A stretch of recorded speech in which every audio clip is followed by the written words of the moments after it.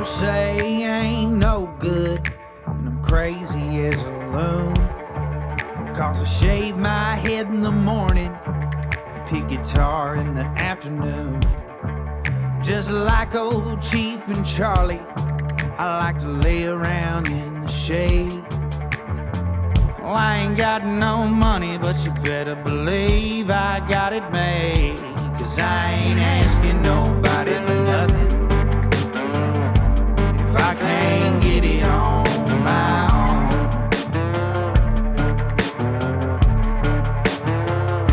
If you don't like the way I'm living, just leave this bald-headed country boy alone. I want to give a special thank you to Project K9 Hero. Them and Cashman's Pub just came on to be a sponsor for us for an entire year. So if you guys love puppy dogs, if you guys love supporting our military and law enforcement, you guys need to go check out Project K9 Hero. Go make a donation. Go do whatever. Buy some gear to show your support. Thank you to Jason Johnson and also to my guy Ron at Cashman's Pub. Ron is opening up a couple other spots. He's already got the library in Macon, Georgia. And let me tell you, when we go out to Macon, that is where we pregame. We pregame at Cashman's. We have a good time. They got good food. They always got good music. And Ron is letting me bring some artists down there to play. So y'all do me a favor. If you're in Macon, Georgia, and you're looking for a spot to eat, go check out Cashman's Pub. If you're looking for a spot to get drunk and hang out with your friends, Cashman's Pub is the place to go. Special thank you to Mr. Blake over at Gerald Electric Company. Right here in Cochran, Georgia. They can handle all your commercial and industrial electrical construction and maintenance needs.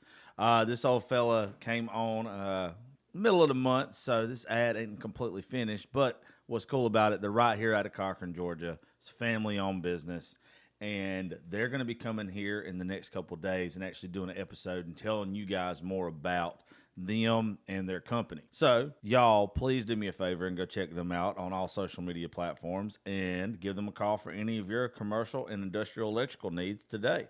That's Gerald Electric Company. Ask for Blake. His phone number is 478-279-3308, and tell him you heard it right here on the Josh Terry Podcast. A good buddy to the show decided to sponsor this month. DPF Alternatives at 314 Garrison Road in Macon, Georgia. You can find this good old boy on Facebook at DPF Alternatives, Macon, Georgia. They service diesel vehicles, semis, pickup, tractors, heavy equipment, anything that uses diesel. They clean all emission systems and diesels, and they give you a 1-year warranty. They also sell aftermarket filters, offer 24-hour service. Look, my dad recently, this is how we got hooked up with these guys. My dad recently had to take his truck somewhere to get it serviced, and the guys over at DPF hooked us up, and we come to find out that he listened to the show because his sister had been on the show a lot. So pretty much like family now. So if your diesel needs its emission system cleaned or serviced, I'm telling you, go check out my guys over at DPF in Macon, Georgia. You can call them now at 478-973-8502.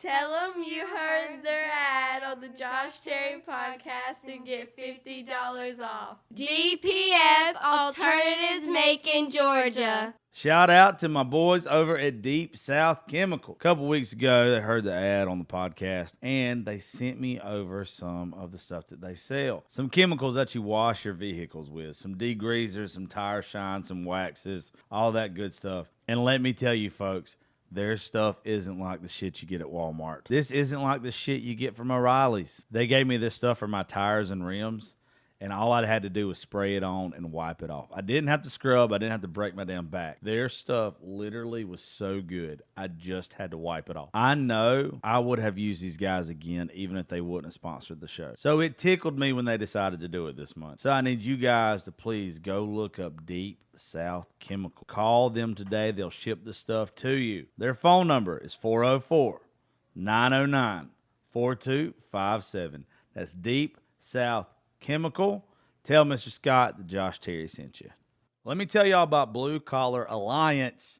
Yeah, I need y'all to go look it up on Facebook right now. It is a great group on Facebook, and it's way more than that. My buddy, Bubba Malbrew, is helping out blue-collar workers left and right. He also has a roofing company. Just go look it up if you don't mind. Blue Collar Alliance.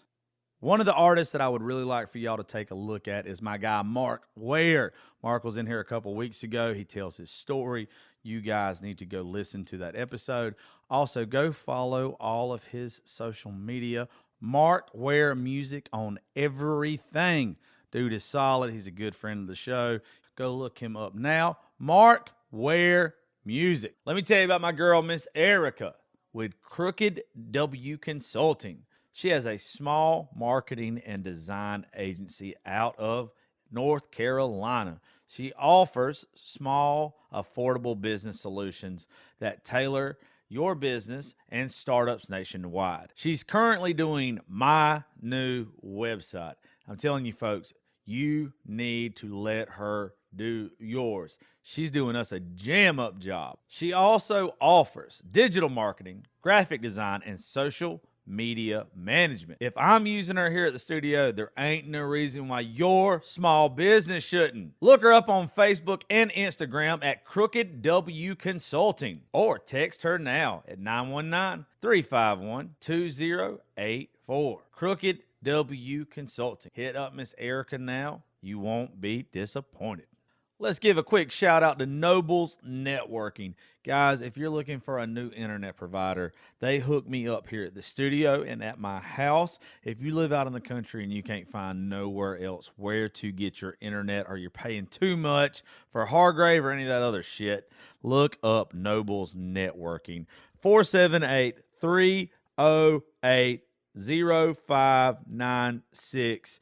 You are going to love it. I'm telling you, it works great for me. It runs everything here at the studio in my house perfectly.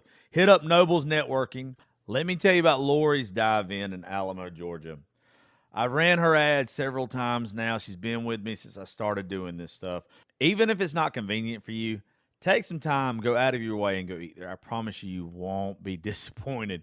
She takes pride in her staff, her food, her service, every single aspect. So, please go check out Lori's Dive-In in Alamo, Georgia at 8 Commerce Street. And the phone number is 912-568-1645. Lori's Dive-In. If you've seen me wearing hats lately that's got DYH on it, it stands for Down Yonder Hat Co. Seth Bazemore, a buddy of mine, he owns that company, and he has sent me some of their hats. Let me tell you, I love them. I've worn them in a lot of my stuff lately, and I plan on wearing them a lot more. I've showed them to some of my friends. He has a startup business, and I'm telling you guys, you would absolutely love them. So do me a favor. Go right now to his Instagram at Down Yonder Hat Co. Check them out. They also have a website, downyonderhatco.com. Order some stuff from them and tag them on Instagram. And when you do, make sure when you make the post, you say that you heard about the hats and Down Yonder right here on the Josh Terry Podcast. Now, let's get to the show. Thank y'all for tuning into the Josh Terry Podcast. I'm here at Raising Grace Studios today, and through Zoom with us is somebody that I very much enjoy listening to, who I have a show with this Friday night in Macon, Georgia at the Hummingbird, Miss Taylor Austin Dye. How are you doing? What's up, y'all?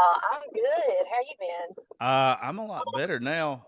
You're one of my faves. I want you to know that. Like, you're one of the folks that I knew who they were before you ever were on the show. The whiskey song that you had, I guess it would probably have been last summer or something, or maybe a little bit before that. Water Me Down, baby. Yeah, that's it. I remember seeing it on TikTok, and I was like, oh, she's a badass. And then whoever hooked us up, I think it was Miss Tiffany from Extreme Party Bus got you on the show the first time. Yeah, you were cool as shit. And I've been That was a fun day. It was. I've been following you close ever since then. I'm very proud of you, ma'am. Thank you. I appreciate it. We've been running and gunning. You know how it is. Yeah, you look like you are busy as hell. I'm in the car right now, Yeah. What'd you do during CMA Fest? You wore out from it? Lord, I was in the bed for a full 24 hours. after CMA Fest, yeah, I played 5 shows, I think, and we were just trying to go out and catch all our friends and see everything in between us playing. And no, it was great. I did a show with Harriet, 615 House, Listening Room, National Navy Party. And then I got to play an official CMA stage. It was my first year doing that, and that was awesome. So it was all good stuff. You probably ought to get used to being on the big stage. It was really cool. Like I was stunned because, I was the last act on Saturday on that stage, and I didn't know if anyone was going to stay or whatever. But we had a ton of fans come out and had a meet and greet line, which I totally was not expecting. It was really cool. That's cool. I've been excited to. There's been a lot of feedback from the stuff that me and Lisa have shared of you. So like down here, especially in Macon, I'm going to sound like an asshole when I say this, but I always do anyway. There's a difference in somebody that is really putting in hard work and everything. That's a Nashville artist, and then the people who pitch themselves to bars as a Nashville artist, if that makes sense. And Macon's notorious for not listening to the artist before they come, before somebody books them. So there's some places around here that just don't play good country music no more. And so like when we started doing these honky tonk nights a couple months ago, and they told me I got to pick the artists.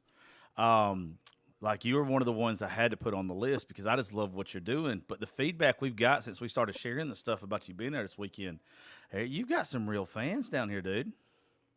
Man, it blows me away. Every single show that we have been doing in the last, I don't know, 6 months especially, it's just the fans that will drive from wherever, no matter where you are, it's crazy. And just like, I'm like, shit, you're here to see me? Like, you're here to see me.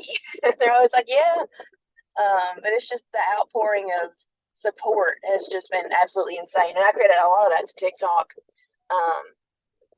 Honestly, yeah.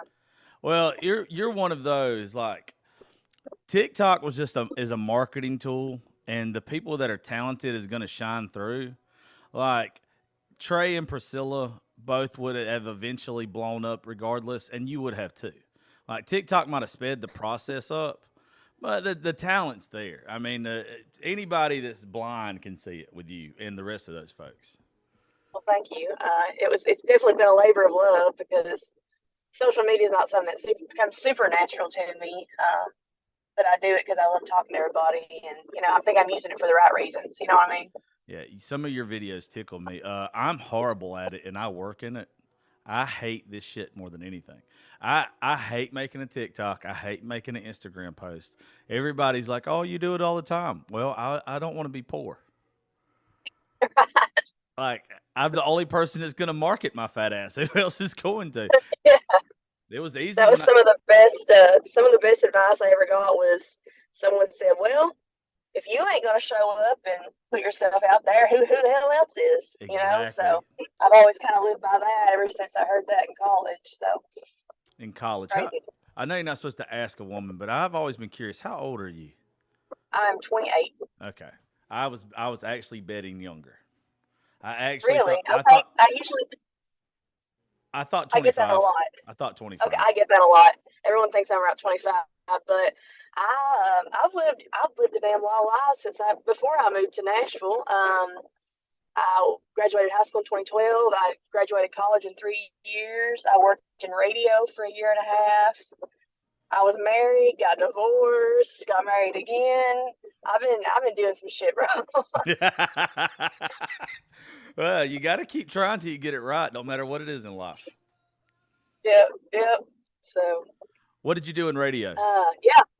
I had a drive time show in Central Kentucky, a little station, and I was on every day from 3 to 6 p.m. and I would take calls and talk to people, and I would play my own stuff, and I would have guests on. It was just a cool little radio show. It's called Songbird Radio, and I did that for about a year and a half. I also did marketing for them and sales as well. That's cool. I loved it. Honestly, if I was not going to be if I wasn't a singer in the industry, I'd love to work in radio again. Yeah, I hope I never have to go back. I was a radio show host for a while, and at one of the bigger stations here in Georgia, and that getting up at 4:30 and having to be on at 6 and talking about like wired up at 6 until 10 o'clock every morning. Yeah, I Oh, hope I I don't could not ever do have to that. do that shit again.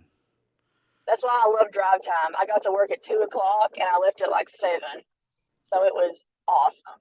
That's cool. Well, tell me about, is it the 615 house? I really don't know a lot about it. Yeah, so I let's see. I started hanging out with those guys. They invited me in February of last year to come to the house and hang out and see. And that was when we were still at Reba's old house, and it was really fun. But basically, it's just like there's a core group of us, and then we also invite friends in and just like have special guests, and we all collaborate. And the goal is to, it's like a basically it's just a collaborative venture. Or we're hoping that if you're there for Thomas Mack, maybe Taylor Austin and I will pick up a fan, and it's kind of a collaborative process like that. And now we're kind of venturing out into doing house parties, is what we're calling them. But basically, it's just takeovers. So, for example, we took over Ariat this week for CMA Fest and did a whiskey tasting and show. And then last month we took over Overhead and did like a showcase there. So we're getting out there and into the live thing more. And so you're probably going to see that more reflected on our TikTok page coming up in the near future. That's cool. Does everybody have a pretty big following like you that's in the house? I don't know everybody's numbers, to be honest. I haven't looked in a while, but I mean, I know Graham. let me say it this way. Is that how y'all picked who you did stuff with? Well, when I joined the house, I only had probably, I don't know, 150,000 followers or something. Of course, that was last year before I had, when I released Rest in Peace, I kind of really started to take off even more. And I think it's just they're looking for like talented people who do social media and are dedicated to it. I post every day, or I try to if I can. So I think it's more of like a artistry and dedication thing, but I'm sure that helps. I bet it does. Well, you really can't go wrong networking with folks. Like, I love being around creative people, and there's a lot of people that I've met off of social media that are just complete tools, and I would not piss on them if they was probably on fire. But there are some that you meet and are just, they embody everything that you believe in. They're just as creative as you, so it makes you more creative. And it is a pleasure Right. to be around some of those folks. I could see as a songwriter or artist why being around those folks has probably benefited you and them as well. Well, it doesn't hurt anything. I mean, some people think that might take away from what they're doing, but honestly, the way I look at it, you're making friends, you're having a good time, you're, like you said, being creative. If you gain a fan or two from it, that's awesome. If you don't, you're still having a good time. So that's kind of the way that I put myself into the picture. Well, you're doing a hell of a job of it. Well, Thank you, brother. what's the first thing you had that blew you up on TikTok? What song? Well, I don't know what you consider blowing up, but like when I released Good Time Girl was like my first big release since I came to Nashville. It kind of got like almost 1 million. So that was back in 2020, I guess. So that was great for me. So I had a few videos around that number, and that was actually the first song that I ever had that charted on like the iTunes country charts, and CMT picked up the music video. So that was kind of the one that got the ball rolling. And then, of course, you mentioned earlier Water Me Down, which I followed up Good Time Girl with, was just as good, and it was even higher on the chart and number-wise. And, yeah, here we are. I've released, I think, 9 singles now, and getting ready to put out a lot more. Well, I know it tickled me about you the first time I got around you when we did the show. It was last August is when you did the show. I had to look Was it it up. that long ago? It's been a year. It's been almost Wow. a year since I met you. I did not know that. So what's crazy is there were 2 of y'all that came in that day that I had no idea who you were. It's just I hadn't got a chance. I'd seen you on social media, so I was a little bit more familiar with you, but didn't really know you. And it was you and Tyra. Oh, my girl. Yeah, so let me tell you what I thought when y'all walked in the door, first off. One, I thought Tyra was going to get up there and do some Taylor Swift shit. I thought she was just going to be this basic white bitch getting up there. And I that's not my stuff. Like I don't got nothing against it, whatever. Like it's obviously selling for people, you know. I don't never Right. knock anybody's hustle or what they like because I probably like shit that a lot of people don't, right? So like I was already like, damn, this is not my brand at all. This is not what I push. I push like real traditional country and 90s country and stuff like that. Jones and Whitley. And if a woman gets on the show, like I want her to like blow me away. I did not think that out of her. Second, she opens her mouth. I'm like, this woman is talented. She is a badass. And I think she cussed at me like right off the bat too. Like I think she said That's something. probably what happened. Yeah, she said something to me, and I was like, okay, you got my respect like right off of it. I think she said you had just played before her, and she's like, I guess I'm gonna play a murder song or something along those lines. I can't remember what it was, but it was badass. It was not anything I expected. So she blew me away. And then I really didn't know what to think about you in person yet. And then the second you started singing, I was like, holy shit. Those from that first show I did with y'all, out of everybody that did that show, you two were the holy shit moments. And it taught me right then, it's like, I'm not judging a book by the cover ever It's again. crazy because I had this conversation with my husband and my manager over the weekend because I'm in person. I'm kind of quiet. I'm not super like I've never been super outgoing my whole life, you know. And my husband was like, "You know that you're an acquired taste, right?" And I was like, "What are you talking about?" He's like, "Well, people probably think you're a bitch when they first meet you." And I'm like, "Well, I'm not." And he's like, "Well, I'm not saying you are, but you know, it's just like a lot of people kind of have that preconceived notion about me. I guess maybe just seeing me online or seeing me in passing or whatever. But I swear I'm nice. I just got RBF and I'm a little quiet. But once I get liquored up a little bit, you know, I'll cut a rug or Yeah, I cuss saw. at you maybe. I don't know. Yeah, I got the Snapchats from you and Skinny the other night. It looks like you were having a good time. That resting bitch face was gone.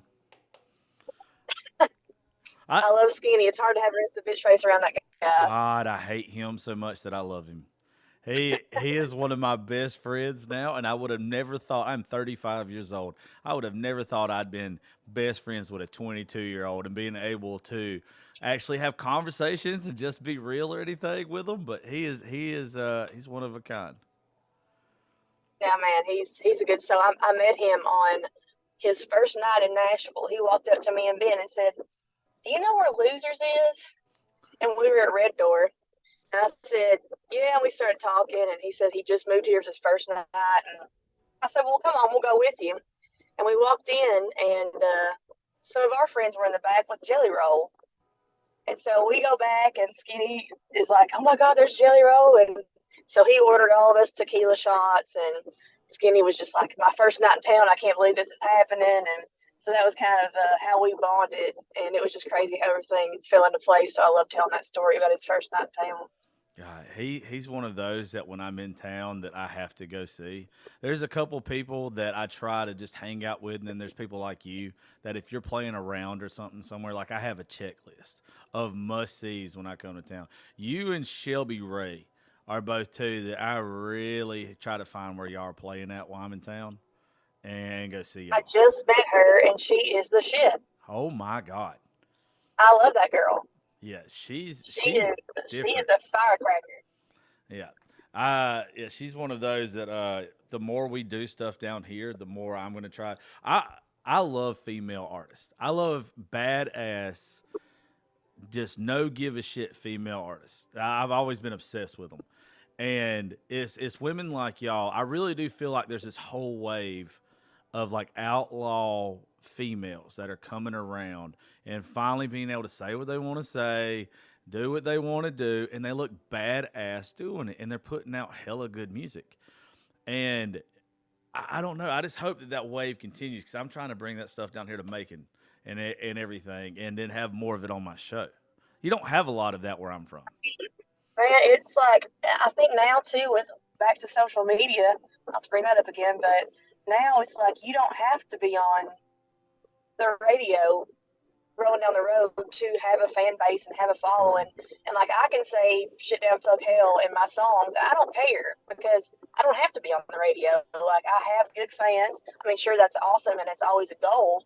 But like Rest in Peace got a lot of pushback from a lot of platforms because it's about domestic abuse and no one kind of really wants to hear about that.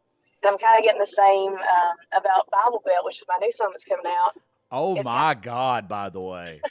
Fuck, yes. it calls some shit out, some real world shit, and that's people don't want to hear about that. You know what I mean? The mainstream does not want to hear about that, but I don't care. I'm putting out what I love. You don't have to anymore. I really don't believe. I honestly think in 5 years, terrestrial radio is dead anyway.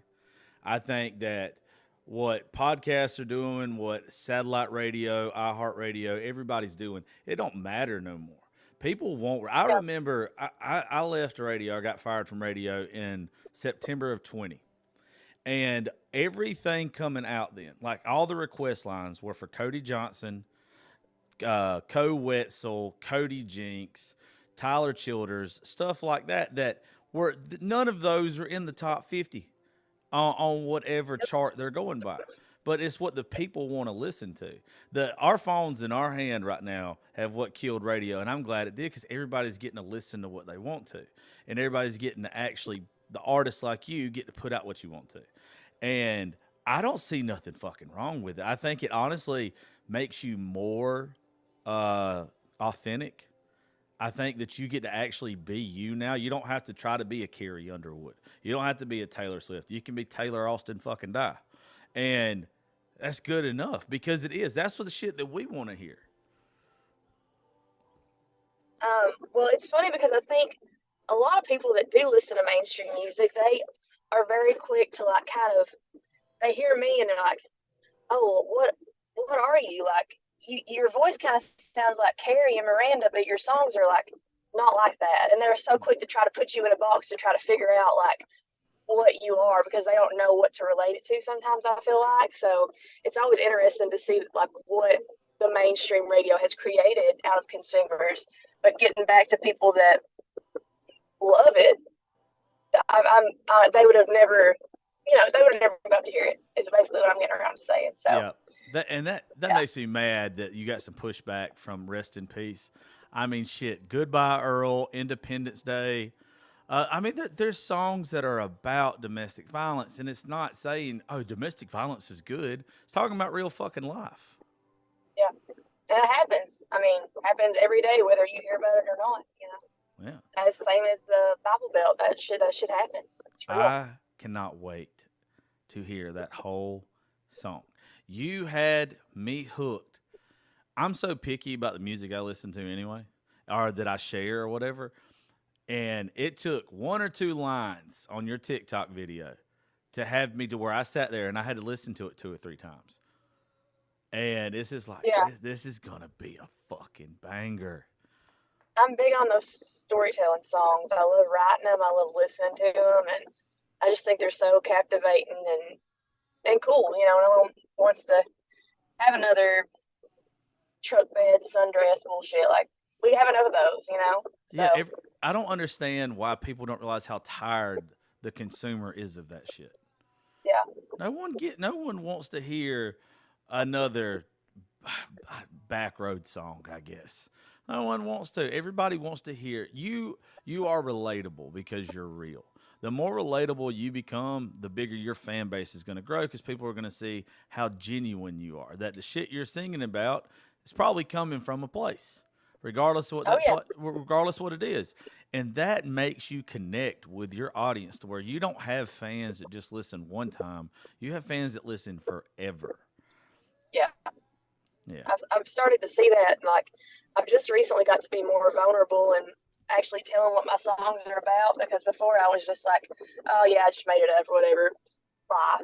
But now that I'm like, this is like about, I literally said in my TikTok that went viral about Bible Belt, I said this is about a hooker in my hometown, and so of course everybody was all up in arms about that, which that's a whole nother story. But this happened when I was growing up, 20 years ago, and it's stuff that I saw and I watched happen, and the kids were in my class or the kids were, around my age, and it's heartbreaking to see, but I think that it needs to be talked about. And it does. So I mean, somebody is gonna hear all Bible Belt, and the first time they hear it, they're probably gonna cry because it takes them to a dark place. But the second time, it's gonna become fancy. It's gonna come to where you fucking belt that shit out and you let that pain out into a song. That's what I love about the storytelling aspect of a bunch of y'all. It's you're not just some cookie cutter. What you're writing about actually can connect with somebody and and mean something to them. I remember the first time I heard In Color or something like Oh yeah. those songs that just stay with you forever. I'm big on I say it all the time on the show. I don't want to hang out or associate myself with people who are trying to get a hit on radio right now. I want the people around me that are going to have a song that comes out now that people are still singing in 10 years. That Yeah. they don't care if it goes number one right now or anything like that. They're putting their heart and soul into it to where it's just as relatable. It's about legacy to me. Yeah. I'd rather have a great legacy than temporary fame. And right now I'm working on a full album, full body of work, and we're kind of going through and picking the songs. And there are some songs that I'm like, oh, this would probably be better received, or the people around me think, oh, this might be, better for radio, but we don't want that for you. We want you to be true to you, because that's what you built this whole thing on, is just grassroots, being yourself. And so when we're picking those songs for the album, we're kind of keeping that in mind, that it's the longevity that you're talking about that we're interested in. Well, you remind me a lot, and I hope you like this person before I say it. You remind me a lot of like a female Co-Wetzel. Like he's my favorite of all time. Okay. Well, then you're doing a great job, because that's what you remind me of. You remind me of this badass that's going to sing about what she wants to sing about. And Co-Wetzel, I doubt, besides for in Texas, he's had a song on country radio. Nobody wants to. Nobody wants to touch. Did you see him at the CMAs this year or anything like that? But you go look at his numbers and you look at his crowds. It don't fucking matter. Yeah, you know. Oh, I'm in the crowd every time he comes near here. I'm there. Him, and I've really been a big fan of Corey Kent lately. I don't know if you've ever seen him. His stuff is a little more straight edge, but I mean, he's a fantastic performer, and he's kind of the same way. He has great fan base, and he sells out shows, every weekend. So it's kind of like that thing. Yeah, you don't need that shit. You don't need the permission from country radio to be successful anymore. Like you already have a built-in marketing with everything that you release, to where it used to cost hundreds of thousands of dollars for that many people to hear a song. Like, yeah, that's why the independent artist right now is just fucking killing it. I mean, it might be a struggle. I'm all about the struggling artist anyway, because I feel like you have to pay your dues. I think it's easy come, easy go. And when I did Outside the Round podcast with Nikki and Burrell when I was in Nashville a few weeks ago, and I was trying to explain to them this, but it came out wrong. I don't mind if somebody blows up off of social media. I don't. It does not bother me as long as they're talented. I don't like the people that decide once they get 1 million followers, oh, I'm going to start doing music now, and they're putting out shit, but yet it's still getting as many spins as some of the people that have paid their dues and struggled to get to where they're at now. I don't really much care for that. But for somebody in your case, you're going around the country playing bars. You're putting in the time. You're putting in the effort and all this kind of stuff. And I think your longevity is way more than somebody that's a flash in the pan. And well, a lot of people don't know this about me, but I've been performing professionally since I was 5 years old. I was on a variety show 5 years old called at Renfro Valley, called the Barn Dance. I guess is technically the name of it. And I would play every Friday or Saturday night. I would sing, clog, and play fiddle. So I've literally been on stage since I was 5. Every fair, festival in Kentucky, any stage they would let me up on. Even before I was 21, I was singing in bars. I was singing at the BYOB bars, which if you ever been in one of those, they're rough as hell. They're called granny grabs and VFWs down here, but I'm well aware of them. So I was playing in those bars when I was 14, 15 years old, so, and then I moved to Nashville, and I played on Broadway from 2017 to, let's see, I was playing the bars before I even moved down to Nashville. So I started in the summer of 2017, moved in 2018, and then I was full time doing Broadway up until COVID hit. So, Yeah. I mean, a lot of people talk shit about Broadway too, but I cut my teeth there. Like, I got some good experience. Like, I think I become a better performer. I think I got better stage presence from just doing that. You know, learning how to talk to a crowd and kind of just warm them up like you would, you know, on stage anywhere. But it's just, I don't know, it's really good practice. So I loved it. I used to knock Broadway because I like going to Midtown and everything so much. But lately, when I've been going up there, I've spent a lot of time on Broadway. And I've got a couple buddies that play down there. And it's almost like you're practicing for the big time anyway, like in front of a packed arena when you've got a bar midday, but it's packed out and nobody really cares. And then you get those artists that really captivate the crowd and they learn how to perform. It's like going to school. I don't think there's nothing wrong with it. I used to kind of knock it, but I've learned that you can have a good time down there. You just got to find the right bar to go, or the right person to go listen to, not the right bar. Exactly. Yeah, you find the right person. I love going to watch my buddy Blaine Bunning so much down there. I have a good time with him.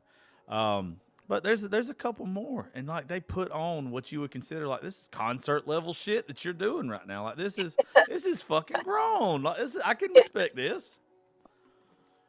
I mean, and certain bars like Kid Rocks, every time you go in there, it's just, you're guaranteed there's quality music. It's going to be a good time. Like, don't get me wrong, the line is horrendous and getting a drink is horrendous. But if you want to hear good music, like some of those bars just really focus on the music. And I think Kid Rocks is a good example of that for sure. Yeah, speaking of that, what's your set list going to probably look like this weekend? So I think we're doing a 90-minute set. And so what we're trying to do recently is mostly original stuff, since a lot of people now are more familiar with my original stuff, which is awesome for me. I love doing that. And just getting to hear everybody sing my songs back to me is kind of a little ego boost, you know. But so we do mostly originals, and then we will also do probably 5-6 covers. But it's going to be high energy. You know, I'm only going to do like 2 slow songs the whole night, I think. So we're going to be ready to party. I've never been to the Tap Room at the Hummingbird before, so I don't really know what to expect myself. But y'all can expect it to be pretty high energy from us, is all I'm saying. Well, I put it this way. I had a lot of bars that wanted me to do what we're doing at the Hummingbird. But the thing was, like, they wanted to pick the artist. They wanted to have, like, what they wanted to have, but just me host it. And it's like, I'm not putting my name on that. Like, because it goes against everything I stand for if I sit there and I've got some, you know, some city boy or some, you know, Barbie doll get up there. And it's not like what I'm pushing. It's not. And I don't mean no disrespect to anybody when I say that or whatever. Because like I said, there's a whole huge ass market for that. It's just not my market. But that's your preference, and you're allowed to have a preference, regardless of what people think. This day and age, you are allowed to have a preference. You damn right. But this place, we've done one with Trey Lewis, Blaine Bunning, and Dylan Snyder so far. You're the 4th one we've done. And each one of them have been really, really good. So, like with our events, I try to make it to where it is a party regardless of the artist. As stupid as that sounds, I want people, when they see that it's honky tonk nights there, to where we had the worst artist you could ever hear, somebody that's amazing like you. It's where they know if they come, they're going to have a good time. So the summer's a little bit slower because the college is out here, but I don't think it's going to be that way all with you. Actually, I've got a bet with somebody that, and like, this is a weird bet to have. I think you're going to do bigger numbers there than Dylan Snyder. I like Dylan. Dylan was cool. But I think that you fit this environment so much more. I think that when people hear your shit in this area, they're going to be like, fuck yeah. I get to go on a Friday night and hear a woman sing some badass country. You're so relatable to the women around here, though. Like, I know that if they don't know you by now and they happen to walk into the Hummingbird on Friday night, they're going to be like, hell yeah. they're going to gravitate towards you, and it's not going to be where you're one of those artists that you hear, and it's not that if I hear one of your songs, I'm stopping. There's some artists that I've heard that song, I'm good. I don't need to listen to nobody else, and if I like that song or any more of their songs. You're like a whole catalog person. I'm going to go listen to one, and then I'm going to download the rest of your shit because it's just as good. Thank you. I think you're When going the to album throw down. comes out, I hope everybody thinks that, because I really put more of my heart and soul out into this album. So I hope that it continues to be that way for everybody else too. Well, the only thing that's going to drag you down is Mark Oriot. Having Mark Oriot open for you, that's the only thing. Oh Lord, God love us. I've been texting and we're getting excited for it. We're going to try to work up a song to do together. I don't know what we're going to sing yet, but we've been thinking about it. Oh, you're really trying to go down in flames. I love him so much. The first time we met, we got told that we didn't need to hang out each other. Like, it was where we have some mutual friends that was like, you two do not need to get together at all. And He still live with Eli? yeah, I think he lives with all them boys. I have been drunk in that basement so many times. I have a video of me clogging down there, if that tells you anything. I want to see you clog. When you said that a while ago, I was like, oh, I bet it is priceless. I gotta be pretty fucked up to bring it out, but I will. I will bring it out. Well, you liable to get that fucked up Friday night. I promise you. That is one good thing about the atmosphere there. You can get tore up. And probably, I mean, you're going to have more fun if you're drunk anyway. But just the environment and the people, if the right folks are there, and I think the right folks are going to be, if you get drunk, you're going to have a fucking blast. Okay, good. Well, we have a show the next night, so Where are y'all headed as to long the as I next don't night? have too much fun, we're headed to Woodland, Mississippi. We're playing a horse ride at a off-road park. Oh, So that ought to be cool. I've been to that venue a couple times to play, but it was for ATV rides. So I don't know. Never played a horse. Well, that's a lie. I have played a horse ride, but not at this park. So I'm excited to see what it's going to be like. Well, that's Probably cool. smell like horse shit, but that's okay. Fuck it. Hell, we ought to be used to it. I mean, it ain't that big of a deal. Well, do me a favor and we'll get out of here because I know you got to get on the road. You got some stuff coming up that you need to get to. But drop your social media handles real fast and tell folks, when does Bible Belt come out? You already got pre-saved for that? Pre-save, pre-add, all that stuff on Apple Music, Spotify, Amazon, Deezer, Tidal, whatever those are. It's all there. It's at the link in my bio at Taylor Austin Dye on Instagram, Facebook, TikTok, Twitter. I'm Taylor Austin Dye everywhere, and then TaylorAustinDye.com. Cool. And when did you say Bible Belt comes out? June 23rd. I got you. Well, hey, if you want to send me it already, that's cool too. You know what I'm saying? Hey, I can hook you up. I can send you that master. There we go. So that's the best part about my job is hearing shit beforehand and being like, okay, it's cool to send it to me. I promise not to share. And we are going to be playing it this weekend, so I don't know if that would entice anybody to come out, but we're playing it at Hummingbird and at Mudslingers. So. Oh, it's going to be good. Well, thank you for coming to do this show, and y'all be careful the next couple of days, and we'll see you on Friday. All right, see you Friday. And thank each and every anytime, darling. And thank each and every one of y'all for listening to the Josh Terry podcast. I will catch y'all later.